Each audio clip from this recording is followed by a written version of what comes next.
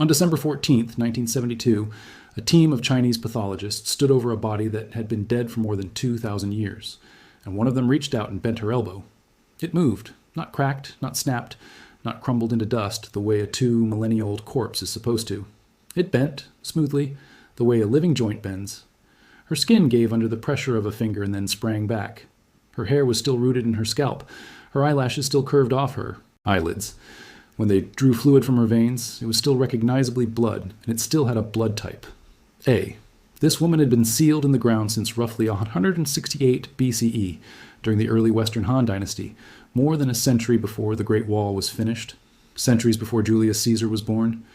And she looked, to the doctors standing over her, like someone who had died the week before. What they found when they opened her body would not just tell them how she died. It would hand modern medicine and history a 2,000-year-old snapshot of a real human life, down to the final meal in her stomach and the exact disease sitting inside her heart. This is the story of Xin Jue, the noble woman the world now calls Lady Dai, and of the strange accidental engineering that turned her tomb into a time machine. The discovery itself was almost a footnote to something else entirely.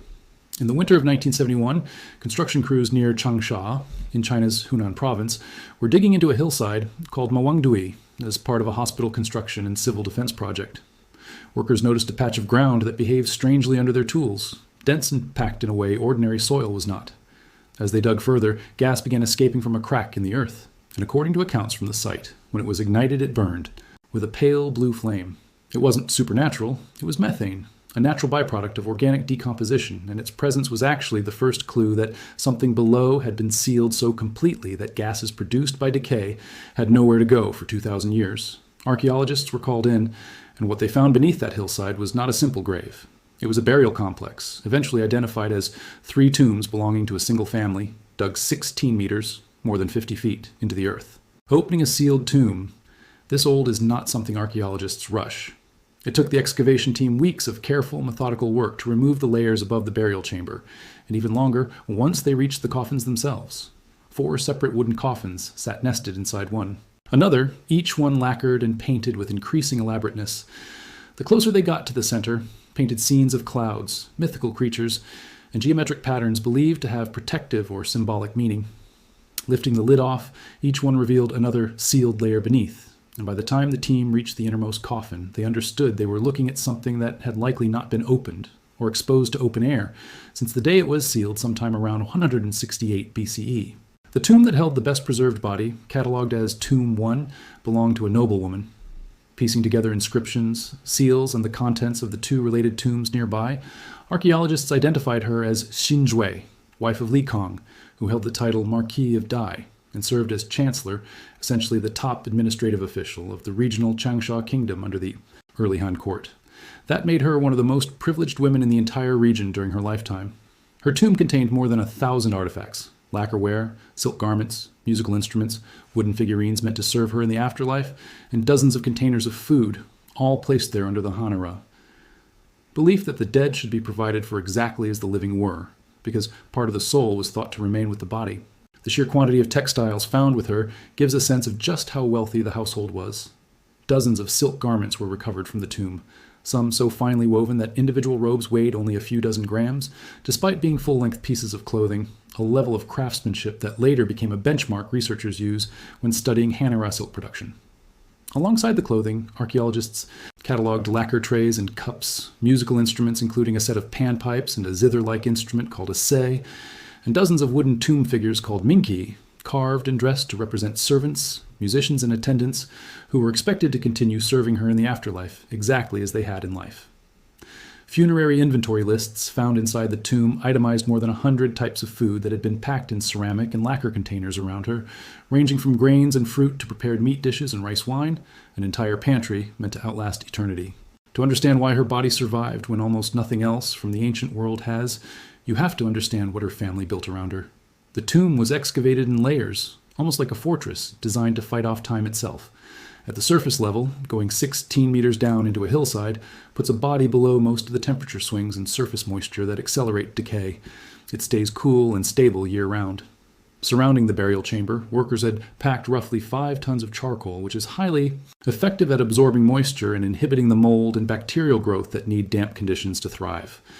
Outside that charcoal layer sat a thick seal, over a meter thick in places, of white kaolin clay, tamped down until it was almost impermeable to water and air. And inside all of that sat not one coffin, but four, nested inside each other like a set of Russian dolls, each one fitted and sealed so tightly that when archaeologists finally reached the innermost coffin, they were opening something close to an airtight chamber that had not exchanged gases with the outside world in over 2,000 years. Modern researchers who have studied Xinjui's preservation generally point to a combination of factors working together. The meticulous preparation of the body before burial, which appears to have included washing and treatment with plant compounds that would have slowed early bacterial activity. The airtight, oxygen-starved environment created by the coffins, and the constant cool, dry, low-oxygen conditions of the sealed chamber. Scientists are honest about the fact that they still don't fully understand why this exact combination works so well here, when similar burial methods elsewhere in China did not produce anything close to this level of preservation. Part of the answer may lie in a mysterious, reddish-brown liquid that filled the innermost coffin. For years after the discovery, rumor turned that liquid into a legend, an ancient elixir of immortality. And some visitors reportedly tried to get their hands on samples of it, convinced it held healing properties. The real answer, once chemists analyzed it, was less magical, but still strange. The liquid contained trace amounts of cinnabar, a mineral form of mercury sulfide, which the Han Chinese associated symbolically with immortality and used in burial rites and in the era's alchemical medicine, most famously by China's first emperor, Qin Shi Huang, who reportedly poisoned himself slowly by consuming mercury compounds in search of eternal life. The fluid around Xinjui was mildly acidic and had some antibacterial properties, likely a byproduct of decomposition chemistry mixing with burial compounds, and groundwater filtering slowly through the clay seal over the centuries, rather than a deliberately engineered preservative. It was potent enough that when scientists conducting the 1972 autopsy came into contact with it, several developed a skin rash on their hands that reportedly lasted for months. The autopsy itself, conducted on December 14, 1972, by a team from the Hunan Provincial Medical Institute, remains one of the most complete medical examinations ever performed on an ancient human being. Because her soft tissue and organs were intact, rather than dried out or chemically altered beyond recognition, pathologists were able to do something that is normally impossible with remains this old: a real, modern-style internal examination, including x-rays, tissue sampling, and organ analysis, on a woman who had been dead for over 2 millennia. What they found painted a detailed and, in some ways, uncomfortably familiar picture. Xinjui stood a little over 5 feet tall, and, at the time of her death, is estimated to have weighed around 70 kilograms, roughly 155 pounds, putting her significantly overweight for her frame by any modern clinical standard. Her arteries showed severe atherosclerosis, the hardening and narrowing of blood vessels through fatty plaque buildup, in a state doctors would recognize instantly today as advanced coronary artery disease. She had multiple gallstones lodged in her gallbladder and bile duct. She showed signs of diabetes, chronic high blood pressure, and degeneration in her liver. Her spine showed disc disease consistent with chronic lower back pain. Pathologists also identified eggs from parasitic worms, including schistosms, and evidence consistent with tapeworm infection, most likely picked up over years from contaminated drinking water or undercooked food. A reminder that even the wealthiest households in Han China had no real defense against waterborne and foodborne parasites. Taken together, the range and severity of her conditions was more than researchers typically expect to find in a single body from any era, ancient or modern, and it was only possible to identify all of it because her organs were intact enough to examine directly rather than inferred from bone alone, the way most archaeological pathology has to work. And when pathologists examined her digestive tract more closely, they found something small that turned out to be one of the most precise pieces of forensic evidence ever recovered from the ancient world. Undigested melon seeds, 138 of them distributed through her esophagus, stomach, and intestines. Human digestion follows a fairly predictable timeline, one that hasn't meaningfully changed in the roughly 2,000 years since Xinjui lived. Food moves from the stomach into the small intestine, and then toward the large intestine on a fairly fixed schedule, assuming normal digestive function. Because the melon seeds were found not just in her stomach, but partway through her intestinal tract, researchers were able to estimate that she died somewhere between 2 and 3 hours after eating them, most likely in the hot summer months, since sweet melon would have been in season and would have been served chilled as a refreshing treat during Changsha's brutal summer humidity. Piecing the medical evidence together, the most widely accepted explanation among researchers is that the cold, sugary fruit triggered a gallbladder spasm, dislodging a stone that blocked her bile duct and caused a sudden, severe episode of pain and physiological shock, which combined with her already compromised plaque-choked coronary arteries to trigger a fatal heart attack. In plain terms, a woman with one of the most privileged diets in the ancient world, rich in meat, wine, and refined food, appears to have died from complications of the same lifestyle-driven conditions, obesity, heart disease, and gallstones that kill millions of people today. It is a strange thing to realize that a Han Dynasty aristocrat's cause of death reads almost like a modern cardiology case file. It's worth being precise about what makes this case so unusual, because ancient human remains survive in several very different ways, and each one tells researchers something different. Egyptian mummies were deliberately dried out through an intentional embalming process, organs removed, tissue dehydrated with natron salt over the course of weeks, which preserves a body's general shape but leaves the internal organs long gone and the remaining tissue leathery and reduced. European bog bodies, like the famous Tollandman, were preserved by the acidic, low-oxygen chemistry of peat bogs, which tans skin much like leather but typically dissolves bone and shrinks soft tissue dramatically over time.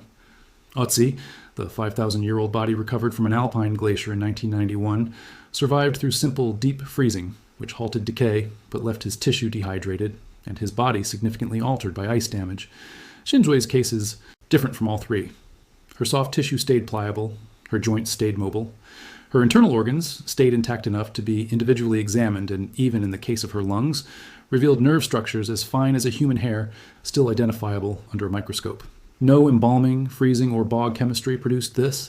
It came from an airtight, temperature-stable, oxygen-poor environment that starved the normal agents of decay, bacteria, insects, and fluctuating moisture of the conditions they needed to do their work, and it remains the only case of its kind ever documented at this level of completeness. Shinjui's tomb wasn't the only one at Mawangdui, and the other two tell an important part of the story too. Tomb 2 belonged to her husband, Li Kang, though his remains had not survived nearly as well, having decomposed under less ideal sealing conditions. Tomb 3, discovered nearby, is generally believed to belong to a close male relative, possibly a son, who died in his 30s, and whose remains also showed signs of serious cardiovascular disease at a strikingly young age.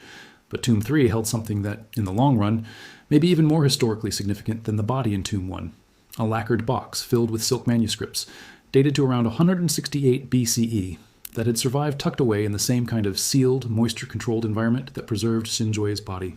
These manuscripts, now known as the Mawangdui silk texts, amount to roughly 30 separate scrolls and something like 120,000 written characters, covering an extraordinary range of subjects: military strategy, astronomy, cartography, mathematics, and philosophy, including some of the oldest surviving copies of texts still studied today, among them versions of the I Ching and two separate copies of the Tao Te Ching that predate every other known manuscript of that foundational Taoist text by centuries. For historians of Chinese philosophy, finding an early Han-era copy of the Tao Te Ching was comparable to discovering an unexpectedly old manuscript of a canonical religious or philosophical text anywhere else in the world. It let scholars check, for the first time, how much the text had shifted or been edited in the centuries after it was first written down. Among those scrolls were also medical texts, and these turned out to be just as important as anything found in the tomb's chemistry lab of a coffin. The Mawangdui medical manuscripts include some of the earliest known Chinese writings on anatomy, disease, and treatment, predating the more famous Yellow Emperor's classic of internal medicine, the foundational text of traditional Chinese medicine, by what researchers estimate could be a few centuries. One scroll, called the Daoyintu, is a series of illustrated figures, shown performing stretching and breathing exercises, widely considered an early ancestor of what would later develop into Qigong practice. Other manuscripts describe treatments for dozens of specific ailments and reference pathways through the body that some scholars believe represent an early conceptual precursor to the meridian system used in acupuncture, tracking loosely, though not perfectly, along major nerve and blood vessel routes. None of the Mawangdui texts explicitly describe acupuncture needling in the form practiced later, but the anatomical observations in them show that the intellectual groundwork for that system of medicine was already being written down at almost exactly the same moment that Shinjui's own body, riddled with the diseases those very texts might have tried to treat, was being sealed into the ground a few meters away. Other manuscripts in the same cache reveal just how broad Han-era scholarship already was. One text, known today as Recipes for 52 Ailments, lists specific remedies, herbal, dietary, and ritual, for dozens of named conditions, giving historians a rare direct look at practical medicine rather than philosophy about medicine. Others cover astronomy and the tracking of comets, military strategy manuals, and even early maps, including a topographical map of the region that modern researchers have found to be remarkably accurate for its era. Taken as a whole, the Tomb 3 library suggests that an educated Han household kept something close to a working reference collection at home, not unlike a personal study filled with the era's equivalent of medical texts, philosophy, atlases, and strategy manuals, and that this particular family had the resources and literacy to own, read, and be buried with all of it. There's another artifact from Xin Jui's own tomb that deserves attention, because it tells us what her family believed was actually happening to her after death. Draped over her innermost coffin, archaeologists found an elaborately painted silk banner shaped like an inverted T, roughly 2 meters long. Painted in mineral pigments that had survived remarkably well, the banner depicts in stacked registers a journey from the underworld through the mortal world and up into the heavens, complete with mythological guardians, a coiled dragon, the sun, and the moon, and near the top, a figure believed to represent Xin Jui herself, walking with a cane, being escorted toward immortality. This wasn't decoration. In Han Dynasty funerary belief, banners like this were thought to help guide the soul, specifically the part of the soul called the Hun, upward after death, while the body itself needed to stay intact and cared for to house the other part of the soul, the Po, so that the person could continue to exist in some form. That belief is the entire reason her tomb was built the way it was. The charcoal, the clay, the nested coffins, none of it was primarily about scientific preservation. It was about religious continuity, an attempt to keep a body livable for a soul that was expected to remain connected to it indefinitely. In a sense, her family got exactly what they were aiming for, just not in the way they imagined. They wanted her preserved for the afterlife. What they actually created was a body so well preserved that 2,100 years later, it would end up on an autopsy table under fluorescent lights, examined by scientists in surgical masks, instead of resting undisturbed the way Han burial customs intended. That tension is part of what makes the Mawangdui discovery more than just an archaeological curiosity. It sits at a genuine and still unresolved ethical fault line in how museums and scientists handle ancient human remains. On one side, the case for study is strong. Nothing else from the ancient world has given researchers this level of direct physical and textual evidence about daily life, diet, disease, and medical knowledge in Han Dynasty China. Her body confirmed things textual sources only hinted at, that a wealthy elite diet heavy in meat and rich food produced the same cardiovascular and metabolic diseases we associate with modern affluence, and that a sophisticated, systemized body of medical knowledge already existed in China more than 2,000 years ago. The manuscripts from Tomb 3 alone reshaped scholarly understanding of early Taoist philosophy and Chinese medical history. On the other side is a more uncomfortable question. Xin Jui was buried with the explicit religious intention of resting, undisturbed, forever, and instead, her body was excavated, dissected, publicly displayed, and continues to be viewed by millions of visitors at the Hunan Provincial Museum in Changsha, where she remains on exhibit today, alongside artifacts from her tomb. There is no clean answer to whether that trade-off was worth it, and reasonable historians, ethicists, and descendants of cultures with similar burial traditions disagree. What's clear is that the knowledge gained was real, substantial, and largely irreplaceable, obtained from a body that no deliberate preservation method devised anywhere else in the ancient world has ever managed to replicate by pure accident, quite like the sealed hillside at Mawangdui did. Today, Xin Jui's remains are held at the Hunan Provincial Museum in Changsha, where much of the Mawangdui collection is on permanent display. A forensic facial reconstruction, produced using computer modeling based on her skull and soft tissue data by a professor at the China Criminal Police College, offers visitors an estimate of what she may have looked like at around 30 years old, well before the chronic illness visible in her older remains had taken hold. Researchers are candid that any such reconstruction involves a degree of interpretation, and it shouldn't be mistaken for a photograph of a real face rather than an informed approximation. The museum has become one of the most visited archaeological institutions in China, and the site at Mawangdui itself is now protected and studied on an ongoing basis, more than 50 years after that first construction crew noticed the ground behaving strangely beneath their shovels. Strip away the mythology that grew up around the site, the ghost stories about blue flames and immortality potions, and what's left is a more grounded and, in some ways, more interesting story. A wealthy, unwell woman in her late 40s or early 50s, living a life of extraordinary privilege in one of the more comfortable corners of the early Han Empire, eating a summer snack that likely triggered the final event in a body already worn down by chronic disease, and then being buried by a family whose engineering, driven entirely by religious devotion rather than any scientific understanding of bacteria or decomposition, accidentally created one of the most complete time capsules of a single human life in the history of archaeology. The melon seeds in her stomach are a small, oddly intimate detail that survived a 2,000-year journey, specifically because nobody planned for them to. The elaborate feast of preserved meats and grains, her family packed into the tomb for her afterlife, largely decayed away over the centuries, despite all the money and ritual spent preparing it. The one thing that lasted was the ordinary, unplanned choice she made in the last hours of her life. There's something worth sitting with in that. The deliberate, expensive attempts at permanence her family engineered didn't survive nearly as intact as one small human moment nobody was trying to preserve at all. What the Mawangdui discovery ultimately offers isn't a ghost story or a cautionary tale wrapped in dramatic flourishes.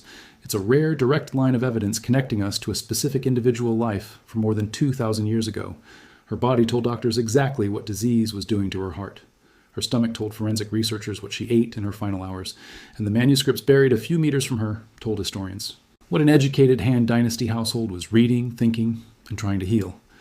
Few archaeological finds anywhere in the world combine physical, medical, textual, and artistic evidence this completely, which is why, more than 50 years after that construction crew first hit something denser than rock outside Changsha, Xin Jue remains one of the most thoroughly studied individuals from the ancient world, not because of legend, but because of exactly how much real, verifiable information her accidental preservation actually handed over. It's also worth remembering how close the entire discovery came to never happening at all. The tomb sat undisturbed for over 2,000 years through dynastic collapses, wars, and centuries of agricultural use of the land directly above it, surviving purely because nobody ever dug deep enough in the right spot to find it. A civil defense excavation project in the early 1970s came within a few meters of the burial chamber by chance, not by any archaeological survey or historical record pointing to its location. Had the original air raid shelter plans been shifted even slightly, or had construction crews used more aggressive excavation methods? Once they encountered the dense clay layer, the tomb and everything sealed inside it could easily have been damaged beyond recovery before anyone realized what it was. Instead, cautious workers, and soon after, a trained archaeological team, treated an unusual patch of ground seriously enough to investigate it properly. And that decision is the only reason any of this evidence exists today. If you found this as fascinating as I did, let me know in the comments what part of her story surprised you most. The medical detail, the silk manuscripts, or the ethics of putting a 2,000-year-old woman on public display. And if you want more deep dives into the discoveries that quietly rewrote history, subscribe and hit the notification bell so you don't miss the next one.